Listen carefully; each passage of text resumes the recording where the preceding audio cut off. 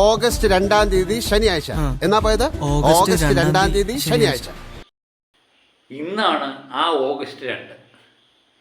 മലയാള സിനിമയുടെ ചരിത്രം തന്നെ മാറ്റി എഴുതിയ ഓഗസ്റ്റ് 2.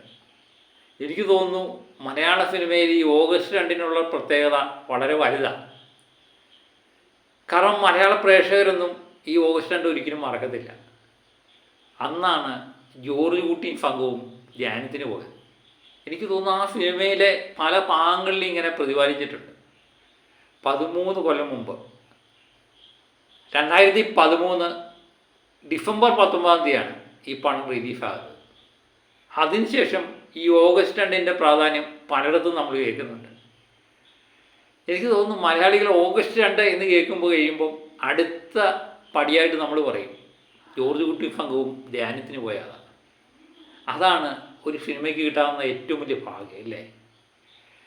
2013 കഴിഞ്ഞു, 2026 13 കൊല്ലം കഴിഞ്ഞു.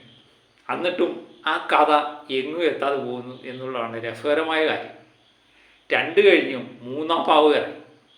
ഏകദേശം 250 കോടിക്ക് മുകളിലാണ് ഈ സിനിമ തൂത്തുവാരിയത്. അതിനുശേഷം ദൃശ്യം 4-ന് വേണ്ടി നമ്മൾ കാത്തിരിക്കുക.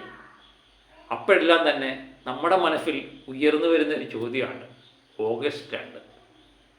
അന്നാണ് ആ വീട്ടിലെല്ലാം സംഭവിക്കുന്നത്.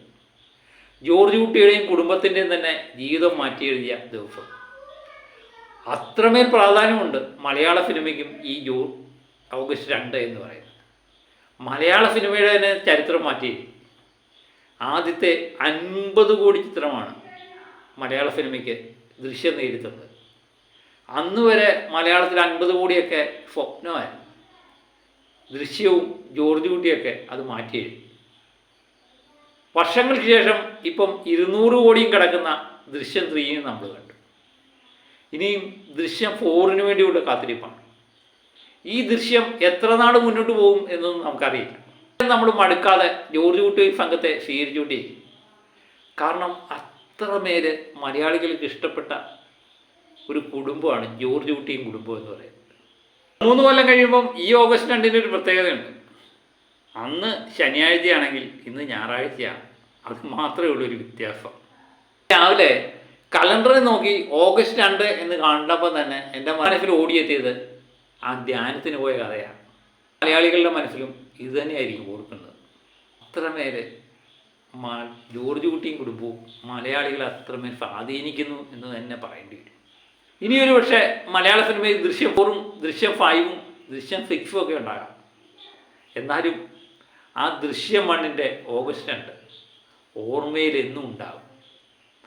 അപ്പം നിങ്ങൾ എത്ര പേര് ഓർത്തു എന്നത് എനിക്കറിയില്ല. ഓർത്തവർ കമൻറ്റ് ചെയ്യണേ. അപ്പോൾ മറ്റൊരു വീഡിയോ ആയിട്ട് വീണ്ടും ഞാൻ എത്തും വരെ ഓക്കെ.